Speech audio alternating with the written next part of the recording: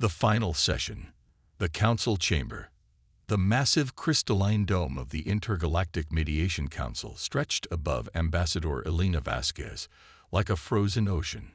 Light from 3 different suns filtered through the transparent walls, casting rainbow patterns across the circular chamber floor. Elena sat perfectly still in her assigned chair, her dark hair pulled back in a professional bun, wearing the navy blue uniform that marked her as Earth's representative.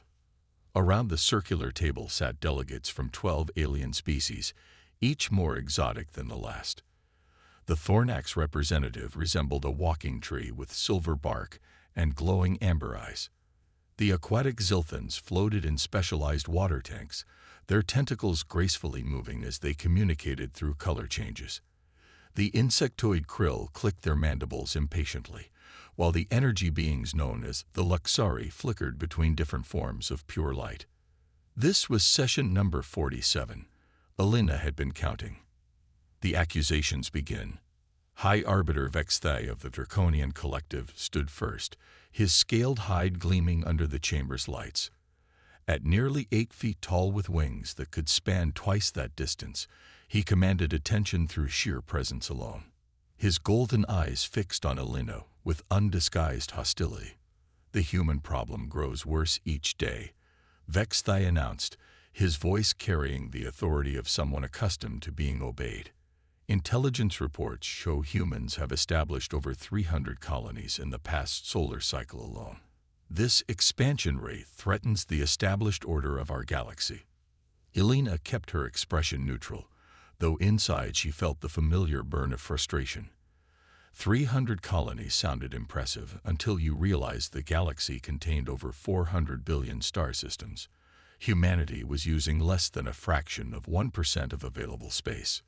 The Krill delegate, Zakth, spoke next in rapid clicks that the universal translator converted to words. Human military buildup continues despite repeated warnings. Their ships grow more advanced, their weapons more dangerous. This cannot be allowed to continue. Elena finally stood, activating her speaking authorization. Honorable delegates, humanity has violated no treaties. Our expansion follows all established protocols. Our military development is purely defensive, responding to pirates and hostile environments, not preparing for war. A ripple of dismissive sounds echoed around the chamber. The aquatic Zilthan representative, Gelmoro, pulsed from blue to deep red, indicating strong disagreement. Through the translation system, his thoughts became words. Humans claim defense, but their ships carry weapons capable of destroying entire fleets. No species develops such power without aggressive intentions. The restrictions. High Arbiter Vexthai raised his hand for silence. Therefore, this council proposes the following restrictions on human activities. First, all human expansion beyond current territories must cease immediately. Second, human ships may no longer carry weapons exceeding Class 3 defensive systems. Third, all human colonies must accept permanent council observers to ensure compliance. Elena felt her heart skip. These weren't reasonable restrictions. They were chains designed to keep humanity trapped in a small corner of the galaxy forever. She looked around the chamber, seeing the agreement in most alien faces. Only the peaceful botanicals seemed uncomfortable with the harsh terms. Furthermore, Vexthai continued, humans must provide complete technical specifications for all military and propulsion systems to this council for evaluation and potential limitation. That crossed the line completely. Elena stood again, her chair scraping against the crystal floor. These terms are unacceptable. You're asking humanity to surrender our sovereignty and our right to self-defense. No independent species would agree to such restrictions. The Luxari representative, a shifting column of golden light, spoke in harmonious tones. Independence must be earned through demonstrated responsibility. Humans have shown only reckless expansion and military advancement. Trust must be built slowly. Elena pulled up her data pad, displaying colonization statistics. In the past century, the Draconian Collective has established over 2,000 colonies. The Krill Hive has created 800 military installations. Yet you propose limiting humans to our current 300 peaceful settlements. Those species have proven their responsibility over millennia. Vexthay replied coldly. Humans have existed in galactic society for barely 2 centuries. You remain unpredictable and potentially dangerous. The secret message. Elena's personal communicator vibrated with an encrypted signal. Only the highest-level Earth Command messages could penetrate the Council's security systems. She glanced down discreetly, activating the message with a slight touch. The text was brief. Operation Starfall complete. All assets ready. Await your signal. Admiral Chen. Elena's breath caught. After 5 years of secret development, humanity's greatest project was finally ready. While the Council had debated and delayed, human scientists and engineers had been working around the clock on something that would change everything. She looked around the chamber with new eyes. These aliens thought they held all the power, that they could dictate terms to humanity like parents scolding children. They had no idea what was coming. The ultimatum. High Arbiter Vexthay was speaking again, his voice filled with finality. This council will vote on the proposed restrictions in 1 standard hour. Given the serious nature of human expansion, we expect unanimous approval. Humanity will comply or face collective enforcement action from all member species. Elena stood once more, but this time she didn't wait for speaking authorization. Before this vote proceeds, I have an announcement on behalf of the United Earth Government. Several delegates began protesting the breach of protocol, but Elena's voice carried over them. Effective immediately, humanity withdraws from all negotiations, treaties, and agreements with the Intergalactic Mediation Council. The chamber fell silent except for the gentle hum of the environmental systems. Elena could see shock, confusion, and the beginning of anger on alien faces around the table. Furthermore, Elena continued, all human diplomatic personnel are being recalled from Council space. All human colonies and outposts are terminating their observer agreements. Humanity chooses complete independence. High Arbiter Vexthay's wings flared in anger. You cannot simply leave. The Council's authority extends to all spacefaring species. You will face consequences for this defiance. Elena smiled for the first time in months. The Council's authority extends only to those who choose to recognize it. Humanity no longer does. The evacuation begins. Elena activated her emergency beacon, sending the prearranged signal to Earth Command. Throughout the galaxy, human diplomatic stations would now be receiving evacuation orders. The most carefully planned withdrawal in human history was beginning. The Krill delegate clicked frantically.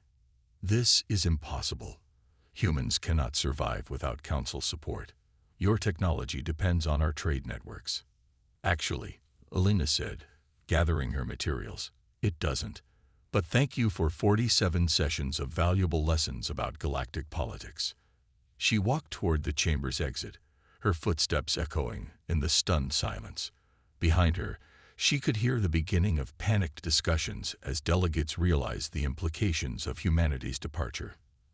As Elena reached the door, High Arbiter Vexthay called out, "Where will you go? What will you do without the Council's guidance?" Elena turned back one final time, her smile growing wider. "We'll figure it out. Humans always do." The massive doors closed behind her with a definitive sound, leaving the Council chamber in chaos. Elena walked quickly toward the human diplomatic section, where her staff was already implementing emergency protocols. Within hours, this entire facility would be empty, and humanity would truly be on its own for the first time since joining galactic society. She felt surprisingly light, as if a weight she hadn't realized she was carrying had suddenly been lifted. The long, frustrating years of being treated like children were finally over. Whatever came next, humanity would face it with dignity, independence, and the fierce determination that had carried them from cave dwellers to star travelers. The real adventure was just beginning. The Great Exodus. Panic in the Council.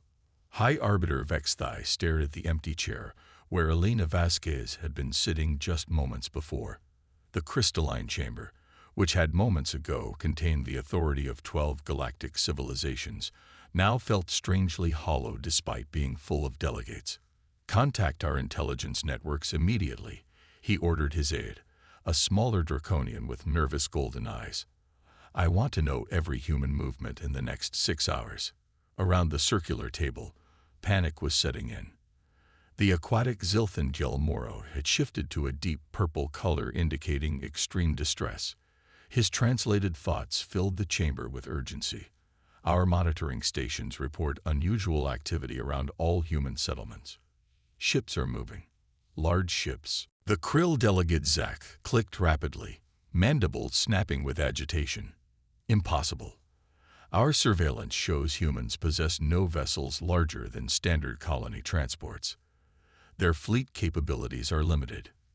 Commander Thexral of the Council's security forces approached the table, his gray exoskeleton gleaming under the chamber lights. The veteran soldier had coordinated galactic peacekeeping for over 3 decades, and his expression carried the weight of bad news. "Honorable delegates," Thexral began, "our long-range sensors are detecting massive energy signatures throughout human space. Ships are appearing that don't match any known human designs."